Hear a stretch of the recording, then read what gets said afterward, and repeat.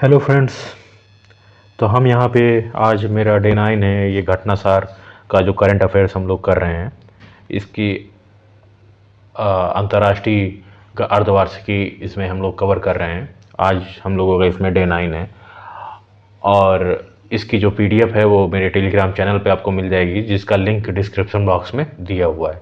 वहाँ से आप टेलीग्राम चैनल पर जुड़िए और वहाँ इसकी पीडीएफ और इसके अलावा जो भी मैं क्लासेस चला रहा हूँ उन सब की आपको पीडीएफ वहाँ पे मिल जाएगी।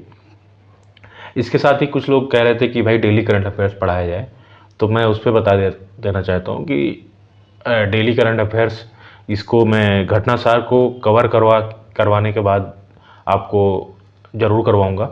लेकिन अगर आपको डेली करंट अफेयर्स के साथ अपडेटेड रहना है तो आप मेरे टेलीग्राम चैनल से जुड़ जाइए। वहाँ पे मैं आपको पीडीएफ प्रोवाइड कर देता हूँ डेली करंट अफेयर्स की। मैक्सिमम मैं वहाँ पे कोशिश करूँगा पीडीएफ मैं आपको दे दूँ। और जहाँ तक यूट्यूब चैनल की बात है तो वहाँ पे मैं डेली घटनासार कंप्लीट होने की मैक्सिमम 7-8 दिन लगेगा इसको कंप्लीट होने में। 7-8 दिन के बाद मतलब आप इसके बाद आप आराम से जो है आपको मिल जाएगी डेली करंट अफेयर्स। इस पे यूट्यूब पे भी मैं ले आऊँगा, उसमें कोई दिक्कत नहीं है। बट अभी आप अगर आपको डेली करंट अफेयर से जुड़ना है तो कोई और चैनल देख लीजिए, वहाँ आपको मिल जाएगा। अन्यथा मेरे टेलीग्राम चैनल पर आपको मैं डेली करंट का कुछ वो आपको पीडीएफ ज़रूर दे दूंगा, तो आप वहाँ से जुड़ जाइए। डेली करंट अफेयर्स का पीडीएफ न्यूज़पेपर आपको अपडेटेड रखूँगा डेली करंट अफेयर्स के साथ। और तो आज ये डे 9 है हम लोगों का 90 दिनों की सीरीज में, तो हम लोग घटनासार का डे 9 चलिए हम लोग देखते हैं। हम लोग को आज पढ़ना था ग्लोबल जेंडर गैप इंडेक्स से, और चलिए फिर हम लोग वहाँ से शुरू करते हैं।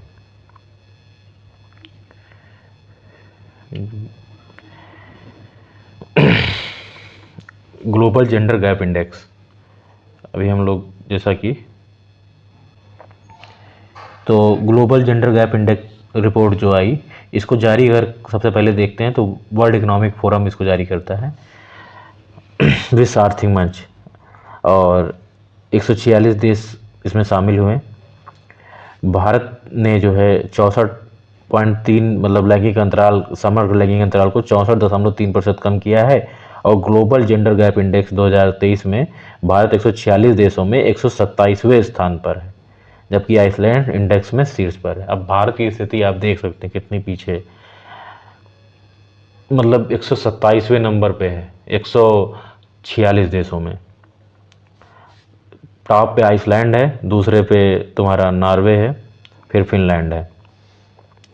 इस प्रकार 2022 संस्करण की तुलना में 2023 में 1.4% अंक और 8 स्थानों का सुधार किया है भारत ने। इससे पहले 2022 में भारत 135वें नंबर पे था, इस बार 127वें नंबर पर 8 स्थान का सुधार हुआ है। टॉप पे आइसलैंड है, जिनका स्कोर आप देख सकते हैं 0.91 है। आप भारत के लिए जो सब इंडेक्स जो जारी किए गए, शिक्षा के स्तर पर नामांकन में लगभग समानता प्राप्त कर ली है, हालांकि वह आर्थिक भागीदारी और अवसर पर केवल 36% समानता तक पहुंच पाया। मजदूरी और आय समानता में वृद्धि हुई है, लेकिन 2022 संस्करण के बाद से वरिष्ठ रैंकों और तकनीकी भूमिकाओं में महिलाओं की हिस्सेदारी में थोड़ी गिरावट आई है। भारत में राजनीतिक सशक्तिकरण में प्रगति की है, इस क्षेत्र में 25% समानता दर्ज की गई, जबकि सांसदों का प्रतिनिधित्व महिलाएं संसद में करती हैं, जो 2006 के उद्घाटन संस्करण के बाद भारत के लिए सबसे बेहतर स्थिति है। 95% समानता के साथ स्वास्थ्य और जीवन रक्षा इंडेक्स के मामले में जन्म के समय लिंगानुपात 1.9% बढ़कर 92% हो गए। ये सब इंडेक्स हैं इसमें जारी किए गए हैं। विश्व आर्थिक मंच ग्लोबल जेंडर गैप इंडेक्स सालाना 4 प्रमुख आयाम हैं इसके: आर्थिक भागीदारी और अवसर, शैक्षणिक उपलब्धि, स्वास्थ्य और उत्तरजीविता तथा राजनीतिक सशक्तिकरण में लैंगिक समानता की वर्तमान स्थिति और विकास को मापता है। 4 इसके अगर हम पैमाना है इसके ग्लोबल जेंडर गैप इंडेक्स में। एक है पहला, आपको हम बताते हैं, आप इसको कहीं नोट कर लीजिए। आर्थिक भागीदारी और अवसर पहला, दूसरा है शैक्षणिक उपलब्धि, तीसरा है स्वास्थ्य और उत्तरजीविता, चौथा है राजनीतिक सशक्तिकरण। 4 हैं। पहला देखिए मेरे साथ जैसा मैं बताता हूँ, पहला आर्थिक हो गया, दूसरा हो गया तुम्हारी शिक्षा, तीसरा हो गया स्वास्थ्य और चौथा हो गया राजनीतिक सशक्तिकरण। इनके आधार पे आप इनकी जो मापा जाता है ग्लोबल जेंडर गैप इंडेक्स। इन इन 4 उप सूचकांकों में से प्रत्येक के साथ साथ समग्र सूचकांक पर ग्लोबल जेंडर गैप सूचकांक 0 और 1 के बीच स्कोर दिया जाता है। 0 और 1 के बीच 0.91 हमने देखा अभी वहाँ पे आइसलैंड का है। 1 मतलब पूर्ण समानता है और 0 मतलब पूर्ण असमानता है। ग्लोबल जेंडर गैप रिपोर्ट 2023 देशों में यहाँ पे पूछता है अक्सर पीसेस में कि ये इसका स्कोर कितना है, तो कभी 100 दे देगा, कभी 95 96 ऐसे दे देता है, लेकिन यहाँ पे 0.0 से 1 के बीच में है, ये आपको ध्यान रखना होगा।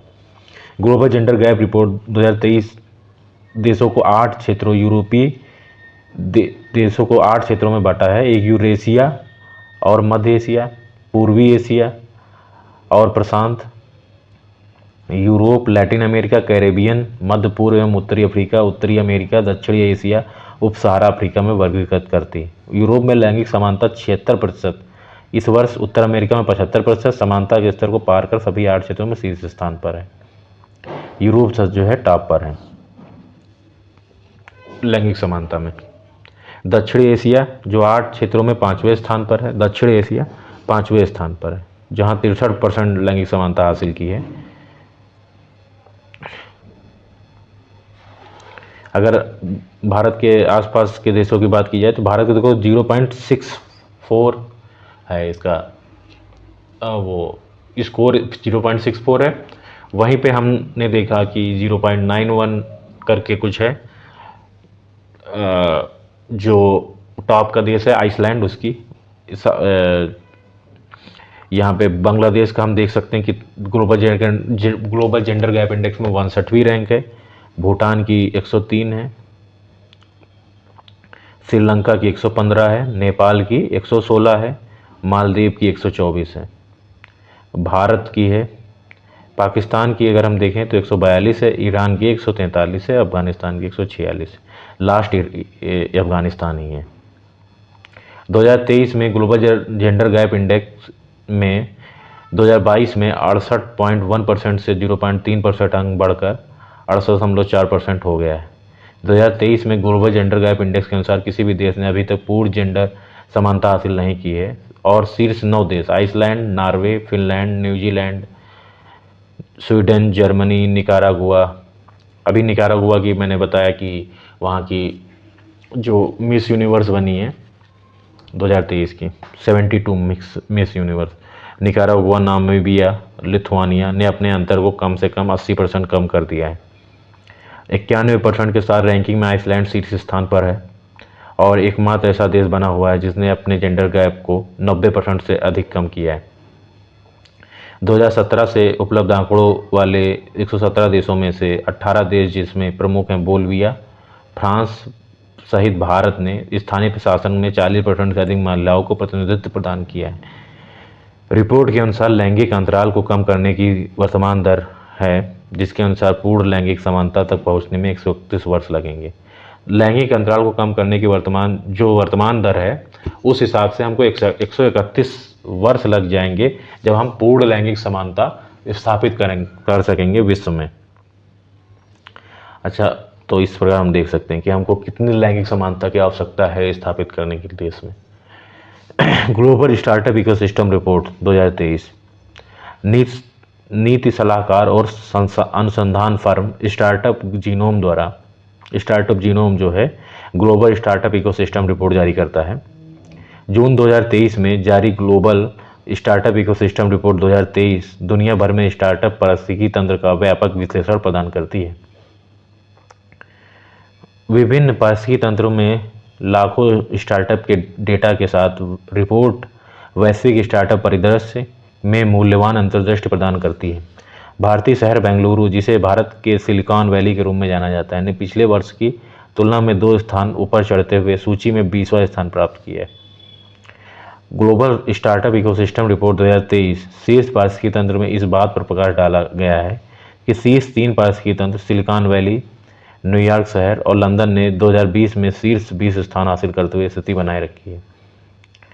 वही रिपोर्ट में अमेरिकी शहर बोस्टन और बीजिंग शीर्ष 5 से बाहर हो गए हैं, जिससे लॉस एंजलिस चौथे और तेल अवीव 5वें स्थान पर पहुंच गए हैं। इसके साथ ही बोस्टन छठे एवं बीजिंग 7वें स्थान पर पहुंच गए हैं। शीर्ष 10 स्टार्टअप पारिस्थितिकी तंत्र वाले शहर, तो इसमें सिलिकॉन वैली टॉप पे है, फिर न्यूयॉर्क शहर दूसरे स्थान पे है, तीसरे पे लंदन है, चौथे पे लॉस एंजल्स है, 5वें पे तेल अवीव है, छठे पे बोस्टन है, 7वें पे बीजिंग है, 8वें पे सिंगापुर है, 9वें पे शंघाई है, 10वें पे बर्लिन है। रिपोर्ट के अनुसार भारत की पारिस्थितिकी तंत्र में वृद्धि जारी है। ग्लोबल स्टार्टअप इकोसिस्टम मुंबई 5 स्थानों के सुधार के साथ 31वें स्थान पर पहुंच गया। वही बेंगलुरु और दिल्ली ने दोनों ने 2-2 स्थान की छलांग लगाते हुए क्रमशः 20वां और 24वां स्थान प्राप्त किया है। बेंगलुरु जो है 20वें स्थान पे टॉप पे भारत में, और दिल्ली जो है 24वें स्थान पे है, और फिर 31वें स्थान पे मुंबई है। रिपोर्ट की इस प्रगति का श्रेय भारत के बढ़ते डिजिटल सार्वजनिक बुनियादी ढांचे को दिया गया है, जिसने देश के स्टार्टअप विकास के आगे बढ़ने में महत्वपूर्ण भूमिका निभाई है। रिपोर्ट के अनुसार भारत में एक उभरता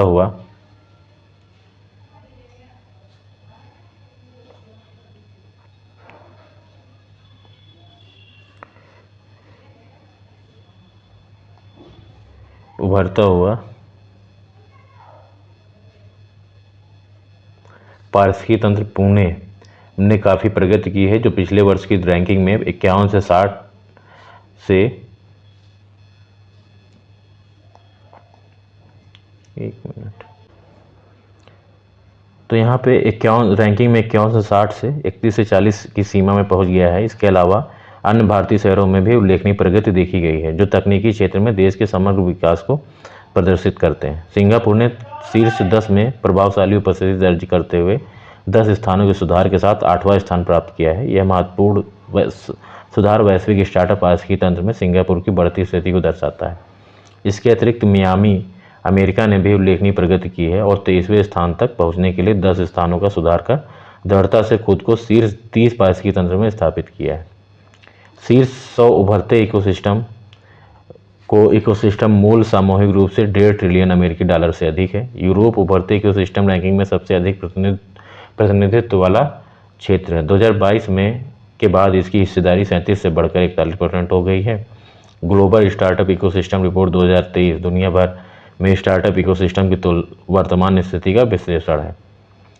स्टार्टअप जीनोम प्रत्येक इकोसिस्टम के प्रदर्शन, वित्त पोषण, बाजार पहुंच, जुड़ाव, प्रतिभा, अनुभव और 6 कारकों को मापता है। ग्लोबल लिवेबिलिटी इंडेक्स 2023 पे हम बात करते हैं। विश्व में रहने योग्य अच्छे शहरों की रैंकिंग ग्लोबल लिवेबिलिटी इंडेक्स के आधार पर ब्रिटेन के इकोनॉमिस्ट ग्रुप के इकोनॉमिक इंटेलिजेंस यूनिट द्वारा प्रतिवर्ष निर्धारित की जाती है।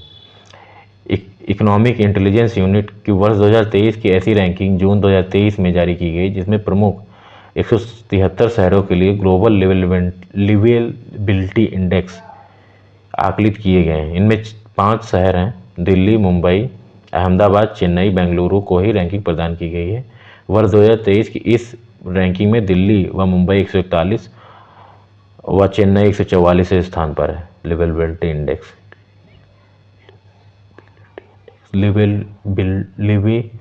लिवेबिलिटी इंडेक्स, जबकि अहमदाबाद व बेंगलुरु क्रमशः 147वें 148वें स्थान पर हैं। इकोनॉमिक इंटेलिजेंस यूनिट की वर्ष 2023 की रैंकिंग में सर्वोच्च 98 स्कोर के साथ शीर्ष स्थान पर ऑस्ट्रियाई शहर वियना का है, जबकि कोपेनहेगन व मेलबर्न क्रमशः दूसरे और तीसरे स्थान पर है।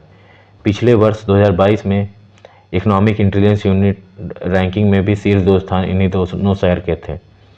सीरिया की राजधानी दमिश्क 173 शहरों की वर्ष 2023 में इस सूची में सबसे निचले 173वें स्थान पर है। वर्ष 2021 व 22 में भी दमिश्क का अंतिम स्थान ही इस सूची में था। बांग्लादेश की राजधानी ढाका वर्ष 2023 की सूची में सबसे निचले 10 शहरों में नीचे से 7वें कुल 167वें, हरारे 166वें, कराची नीचे से 5वें 169वें स्थान पर है। रहने के लिए सबसे खराब 10 शहरों में हरारे, एल्जियर्स, त्रिपोली, लागोस शामिल हैं। युद्ध से ग्रसित होने के कारण यूक्रेन की राजधानी कीव भी रहने के लिए 10 सबसे अनुपयुक्त शहरों में शामिल है। इकोनॉमिक इंटेलिजेंस यूनिट की वर्ष 2022 की इस रैंकिंग के अनुसार रहने के लिए सर्वाधिक उपयुक्त 10 शहरों में कनाडा के सर्वाधिक 3 शहर हैं, 2 स्विट्जरलैंड के हैं। एक शहर ऑस्ट्रिया का है, डेनमार्क, जर्मनी और ऑस्ट्रिया। इसमें अगर हम बात करें तो वियना टॉप पे है, फिर कोपेनहेगन है, फिर मेलबर्न है, फिर सिडनी है, फिर वैंकावर है, ज्यूरिख है, जेनेवा है, कैलगरी है, टोरंटो है, ओसाका है, वो ऑकलैंड है। रहने के लिए 10 सबसे अयोग्य शहर की बात करें तो डोवाला कैमरून का है, पिक्यू है यूक्रेन का 165वें नंबर पे, हरारे है जिम्बाब्वे का, ढाका है, port Moresby Papua New Guinea का है, कराची है पाकिस्तान का, लागोस है नाइजीरिया का, एल्जियर्स है अल्जीरिया का, त्रिपोजी है लीबिया का, दमिश्क है सीरिया का। इसमें 5 मानक के आधार पर इसको दिया जाता है। इसमें है, पहला है संस्कृति एवं पर्यावरण, इसका जो है भारांश जो है 25% है, हेल्थ केयर का भारांश 20% है, शिक्षा का भारांश 10% है एवं इंफ्रास्ट्रक्चर का भारांश 20% है। 42वां आसियान शिखर सम्मेलन, दक्षिण एशियाई देशों के संगठन आसियान के 22वां शिखर सम्मेलन लबुआन में संपन्न हुआ, इंडोनेशिया के लबुआन में। ये जो आसियान शिखर सम्मेलन हुआ 42 नंबर का, ये इंडोनेशिया के लाबुआन में हुआ। ये 42वां आसियान शिखर सम्मेलन एक महत्वपूर्ण कार्यक्रम था। 42वां आसियान शिखर सम्मेलन जो है ये इंडोनेशिया में हुआ, जो इंडोनेशिया का शहर है लाबुआन, वहाँ पे ये आयोजित किया गया। ये इसका जो क्रम है ये 42वें नंबर का था इस बार, और इसके सदस्य देशों ने क्षेत्रीय भुगतान प्रणाली, आसियान ग्राम नेटवर्क और इंडो पैसिफिक पर आसियान आउटलुक जैसे महत्वपूर्ण विषयों पर चर्चा की। आसियान शिखर सम्मेलन में अब आसियान देशों की अगर बात की जाए तो इसमें 10 देश थे। अभी हाल ही में इसमें जो है एक देश जो है इसको ऐड किया गया है, और इसमें 10 देश हैं जो दक्षिण पूर्व एशिया के। शिखर सम्मेलन में म्यांमार, दक्षिणी चीन सागर और कोरियाई प्रायद्वीप में सुरक्षा स्थिति सहित महत्वपूर्ण क्षेत्रीय शांति और विवाद के मुद्दों को भी संबोधित किया गया। 42वें आसियान शिखर सम्मेलन की अध्यक्षता जो है इंडोनेशिया के राष्ट्रपति जोको विडोडो ने की। आसियान के भीतर एकता के महत्व पर बल दिया, और इसके अलावा इसकी अगर थीम की बात की जाए तो फिर सबसे ज़रूरी आसियान मामले विकास का ऊपर केंद्र, ASEAN affairs epicentre of growth. ठीक है, ASEAN affairs epicentre of growth इसकी थीम, ये बहुत इंपॉर्टेंट है, फालतू चीज़ें मत याद, संस्करण याद रखिए। 42वां है इसका। ये कहाँ पे हुआ तो ये इंडोनेशिया के लाबुआन में हुआ। इसमें जो है क्षेत्रीय भुगतान प्रणाली, आसियान ग्राम नेटवर्क और इंडो पैसिफिक पर आसियान आउटलुक जारी किया गया, और इसकी थीम जो है ASEAN affair epicentre of growth. ASEAN सामुदायिक निर्णय एवं बहुआयामी एक चुनौतीपूर्ण प्रक्रिया। हालांकि 2015 में आसियान समुदाय की स्थापना ये आसियान एकीकरण के प्रक्रिया में मील का पत्थर साबित हुई। तिमोर लेस्ते को जो है इसमें शामिल किया गया है, 11वां सदस्य जो है। आसियान के मौजूदा सदस्यों द्वारा 11 वर्षों के गहन विचार विमर्श के बाद भौगोलिक रूप से दक्षिण पूर्व एशिया के मान्यता प्राप्त क्षेत्र के भीतर स्थित और लगभग सभी आसियान देशों में स्थापित मिशन वाले तिमोर लेस्ते को सैद्धांतिक रूप से स्वीकार कर लिया गया। यह आसियान का 11वां सदस्य बना है तिमोर लेस्ते। ठीक है, 11वें और सबसे नए सदस्य के रूप में इसको सैद्धांतिक रूप से इससे सहमति दी गई। तो इसमें देख लीजिए 11 सदस्य हैं। इसके सबसे ज़रूरी कि 11 सदस्य हैं, कहाँ इसकी थीम क्या है, ASEAN affairs epicentre of growth. और फिर इसके बाद इसका जो सम्मेलन हुआ 42वें नंबर का था, ये कहाँ पे हुआ तो ये इंडोनेशिया के लाबुआन में हुआ।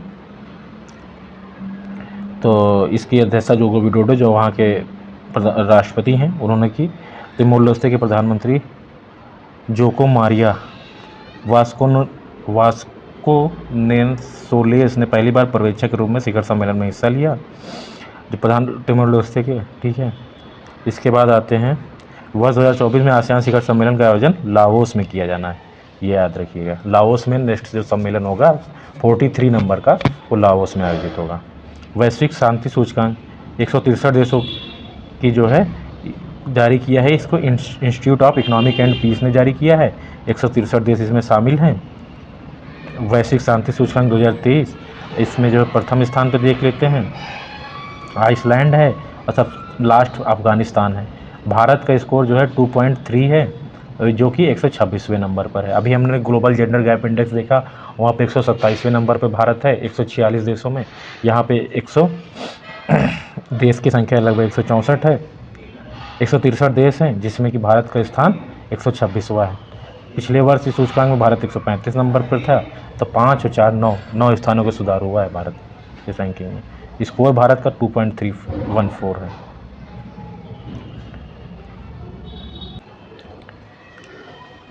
इसमें जो है 23 गुणात्मक एवं मात्रात्मक संकेतकों के आधार पर जो है इसका मापन किया जाता है। 3 विस्तृत विषयों के अंतर्गत वर्गीकृत किया गया है। समाज में बचाव एवं सुरक्षा का स्तर, घरेलू एवं अंतर्राष्ट्रीय संघर्ष का विस्तार एवं सैन्यीकरण का स्तर, इसके 3 विस्तृत विषय हैं। इस पे ये जो है जारी किया जाता है। और इसमें जो है हिंसा का वैश्विक आर्थिक प्रभाव 17% है। $1 ट्रिलियन से बढ़कर 2022 में 17.5 ट्रिलियन हो गया। हिंसा से 17.5 ट्रिलियन जो है का नुकसान हो रहा है विश्व में, जो वैश्विक सकल घरेलू GDP का 13% के बराबर है। नए आंकड़े से पता चलता है कि यूक्रेन की तुलना में इथियोपिया में संघर्ष से होने वाली मौतों की संख्या अधिक है। मध्य पूर्व एवं उत्तरी अफ्रीका क्षेत्र विश्व का सबसे कम शांतिपूर्ण क्षेत्र, जबकि यूरोप विश्व का सर्वाधिक शांतिपूर्ण क्षेत्र। मध्य पूर्व एवं उत्तरी अफ्रीका सबसे कम शांतिपूर्ण क्षेत्र।